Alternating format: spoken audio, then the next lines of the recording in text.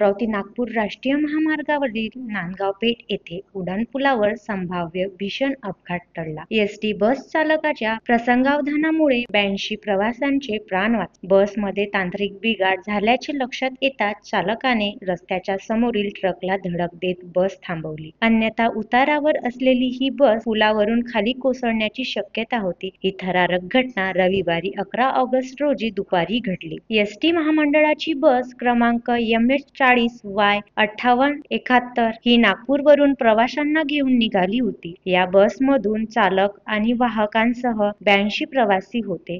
ही बस नांदगाव पेठ येथील उड्डाणपुलावरून मार्गगमन करीत होती. अचानक पुलावरून एसटी बसचे स्टेअरिंग अडकल्याचे चालकाच्या लक्षात आले. त्यामुळे चालकाने क्षणाचाही विचार न करता समोर असलेल्या ट्रकच्या मागील बाजूस धडक देत बस नियंत्रित केली. त्यानंतर सर्व प्रवाशांना खाली उतरण्यात आले. जर बसवर नियंत्रण मिळाले नसते तर ती उड्डाणपुलावरून खाली कोसळून अनेक प्रवाशांच्या जीवाला धोका निर्माण झाला असता. मात्र चालकाच्या प्रसंगावधानामुळे बसमधील 80 प्रवासी आणि 2 कर्मचारी अशा 82 लोकांचे प्राण वाचले. या सतर्क एसटी चालकाचे प्रवाशांनी कौतुक केले. The sting operation news bureau Amravati.